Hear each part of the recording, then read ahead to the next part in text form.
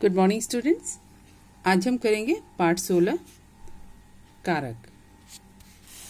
यहाँ पर देखिए, संज्ञा या सर्वनाम के जिस रूप से उसका संबंध वाक्य के अन्य शब्दों से जाना जाए उसे हम कारक कहते हैं। यहाँ वाक्यों के माध्यम से आपको समझाया गया है कि किस तरह से हम कारक का प्रयोग करते हैं, कारक चिन्हों का हम प्रयोग करते हैं। पहले चित्र में देखिए, नेहा ने पुस्तक पढ़ी। यहाँ नेहा जो है वो संज्ञा है और पुस्तक पढ़ी वाक्य के अन्य शब्द हैं। संज्ञा का वाक्य के अन्य शब्दों से संबंध स्थापित किया है इस वाले चिन्ह ने। तो ये है कारक। इसी तरह माँ बच्चे को सुला रही है। बच्चे को क्रिया क्या हो रही है यहाँ पर, वाक्य के अन्य शब्द कौन से हैं? सुला रही है और माँ बच्चे को सुला रही है। यहाँ को जो है ये कारक चिन्ह है जो संज्ञा का संबंध वाक्य के अन्य शब्द हैं उनसे संबंध स्थापित कर रही है। ठीक है। प्रणव का भाई आयुष है। यहाँ प्रणव संज्ञा है और भाई आयुष है, ये वाक्य के अन्य शब्द हैं। तो इसका संबंध, संज्ञा का संबंध वाक्य के अन्य शब्दों से कौन जोड़ रहा है? ये चिन्ह का। मैं तुमसे बड़ा हूँ, इसमें से जो है ये भी कारक चिन्ह है जो मैं, तुम और बड़ा हूँ इनको आपस में जोड़ रहा है। इसी तरह ये फल रोगी के लिए है। अब के लिए कारक चिन्ह है जो संज्ञा के साथ संबंध स्थापित करने का काम कर रहे हैं। ठीक है। इसी तरह बच्चा कुर्सी पर बैठा है, तो यहाँ पर जो है ये कारक चिन्ह है। ये संज्ञा का संबंध वाक्य के अन्य शब्दों से जोड़ रहा है। ठीक है। तो उपर्युक्त वाक्यों में नेहा, बच्चे, प्रणव, मैं, रोगी, कुर्सी शब्दों के साथ ने, को, का, से, के लिए पर विशेष चिन्हों शब्दों का प्रयोग हुआ है। ये चिन्ह संज्ञा या सर्वनाम शब्दों के साथ संबंध स्थापित करने का काम कर रहे हैं तथा वाक्यों को अर्थपूर्ण बना रहे हैं। अगर हम इन चिन्हों का प्रयोग वाक्य में न करें तो वाक्य निरर्थक हो जाते हैं। मैं तुम बड़ा हूँ, कोई वाक्य बना नहीं। नेहा पुस्तक पढ़ी, कोई वाक्य बना नहीं। तो ये जो जब चिन्ह जुड़ते हैं वाक्य में तो एक अर्थपूर्ण वाक्य बनाते हैं। इनके जुड़ने से वाक्य अर्थपूर्ण बन जाता है। अतः वाक्यों का अर्थ भली भांति समझने के लिए आवश्यक है कि इन विशेष चिन्हों का प्रयोग किया जाए। हम वाक्य को अच्छी तरह से समझ सकें, इसके लिए हम इन चिन्हों का प्रयोग करते हैं। ये सभी क्या होते हैं? ये कारक चिन्ह हैं। इन कारकों की विभक्तियां इन्हें कारकों की विभक्तियां या परसर्ग भी कहते हैं। वाक्यों में इनके प्रयोग से सभी शब्दों का परस्पर संबंध स्पष्ट हो जाता है। जैसे ही हम इनका प्रयोग करते हैं वाक्य एकदम स्पष्ट हो जाता है कि किसका किससे क्या संबंध है। ठीक है। तो संज्ञा या सर्वनाम के जिस रूप से उसका संबंध वाक्य के अन्य शब्दों से जाना जाए उसे कारक कहते हैं। यहाँ पर कारक के 8 भेद बताए गए हैं।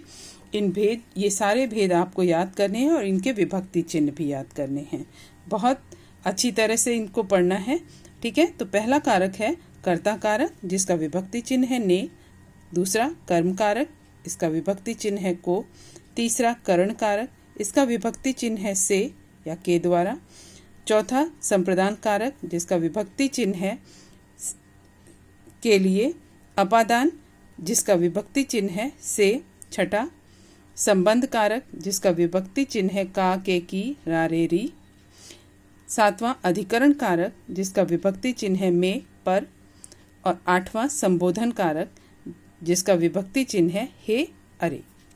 ठीक है। तो चलिए पढ़ते हैं कर्ता कारक क्या है। कर्ता का अर्थ होता है करने वाला। शब्द के जिस रूप से क्रिया के करने का बोध हो उसे कर्ता कारक कहते हैं। शब्द के जिस रूप से कार्य करने वाले की जानकारी मिले उसे हम कर्ता कहते हैं। इसमें कार्य हो रहा है खाना बनाना। कौन बना रहा है? माँ ने बनाया। तो हमें माँ की जानकारी मिल गई। ये माँ क्या हुई? कर्ता हो गई। यहाँ कूदती है, ये क्रिया है। कौन कूद रहा है? लड़की कूद रही है। तो हमें कर्ता के बारे में पता चल गया। अब यहाँ पे क्रिया क्या है? केला खाया। केला खाया, किसने खाया? बबलू ने। तो हमें पता चल गया बबलू जो है वो करता है। तो माँ, लड़की और बबलू क्रमशः बनाना, कूदना और खाना क्रिया को करने वाले प्राणी हैं।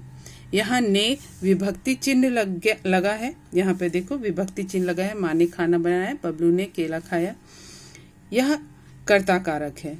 लड़की कूदती है। यहाँ कूदना क्रिया को करने वाली लड़की कर्ता कारक है। यहाँ विभक्ति का प्रयोग नहीं हुआ है। इसमें जो है ने का प्रयोग नहीं हुआ है। यदि भूतकाल की क्रिया के साथ कर्म न हो तो कर्ता के साथ ने का प्रयोग नहीं होता है। ठीक, देखो यहाँ केवल कर्ता और क्रिया है। यहाँ पर कर्ता है, कर्म है और क्रिया है। ठीक है, यहाँ पे भी कर्ता है, कर्म है और क्रिया है। यहाँ पर कर्म का बोध नहीं हो रहा है तो यहाँ पर विभक्ति नहीं लगी है। ठीक, अब है कर्म कारक। शब्द के जिस रूप से क्रिया के कार्य का फल पड़ता है उसे कर्म कहते हैं। शब्द के जिस रूप से क्रिया के कार्य का फल पड़ता है उसे कर्म कहते हैं। अब जैसे यहाँ देखिए, मोहित ने गिटार को बजाया, माली ने पौधे को लगाया, किशन ने पतंग को उड़ाया। तो इसमें बजाना, लगाना और उड़ाना, इस क्रिया का जो फल है वो किस पे पड़ रहा है? मोहित, पौधे और पतंग पर। यहाँ बजाने का प्रभाव किस पे पड़ रहा है? मोहित पे। गिटार को बजाया, या जो ये जो शब्द है, ये चिन्ह है, ये कर्म कारक का चिन्ह है, को। माली ने पौधे को लगाया, यहाँ लगाने का ये क्रिया हो रही है, इसका फल किस पे पड़ रहा है? पौधे को लगाया। तो पौधे क्या है? इसमें को जो शब्द है, ये को चिन्ह, ये कारक, कर्म कारक है। इसी तरह किशन ने पतंग को उड़ाया, उड़ाने का फल किस पे पड़ रहा है? पतंग पर। तो पतंग को जो शब्द है यहाँ पर, को चिन्ह, ये है कर्म कारक। ठीक, अब है करण कारक। करण कारक में देखिए, कर्ता जिसकी सहायता से क्रिया संपन्न करता है उसे करण कारक कहते हैं। जो काम करने वाला है वो किसी की सहायता से अगर कोई काम करता है तो उसे हम करण कारक कहते हैं। और इसका चिन्ह क्या होता है? से। चाकू से तरबूज काटो। काटने की क्रिया हो रही है किसके द्वारा? किससे हो रही है? से। चाकू से, अभी हमने यहाँ पर पढ़ा था ना, करण कारक से या के द्वारा। तो यहाँ पर तरबूज किसके द्वारा काटा जा रहा है? चाकू से। तो से जो ये है ये करण कारक है। इसी तरह रमन फुटबॉल से खेल रहा है। खेल किसके द्वारा रहा है? फुटबॉल के द्वारा। माचिस से मोमबत्ती जलाओ। मोमबत्ती किसके द्वारा जल रही है? माचिस से।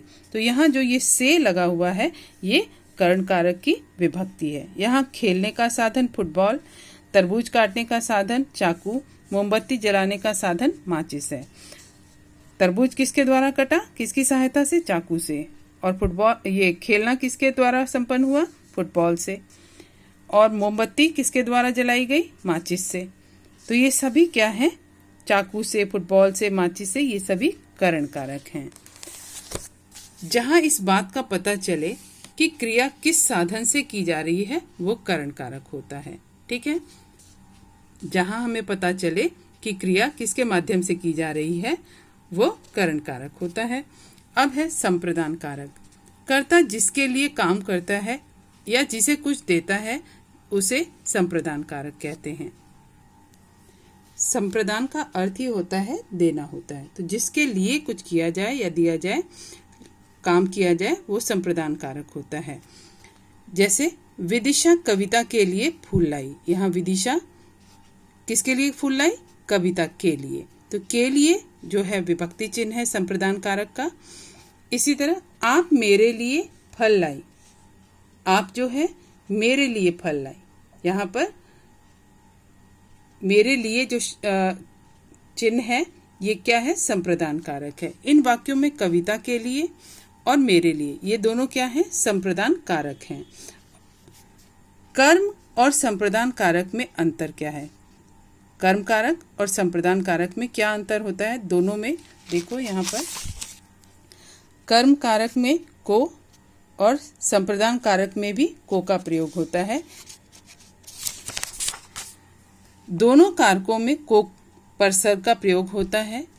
संप्रदान कारक में देने का भाव होता है, जबकि कर्म कारक में क्रिया के प्रधान होने का भाव होता है। जो कार्य हो रहा होता है वो बड़ा होता है, वो प्रधान होता है, जबकि संप्रदान कारक में क्या होता है, देने का भाव। संप्रदान का मैंने अभी अर्थ बताया आपको, देना ही होता है, तो देने का भाव हमें पता चलता है, तो वो संप्रदान कारक है। जबकि परसर्ग दोनों का सेम है, को दोनों में लगता है। संप्रदान कारक में भी को विभक्ति लगती है और कर्म कारक में भी को विभक्ति लगती है। यहाँ देखिए उदाहरण के द्वारा, माँ ने बेटे को समझाया।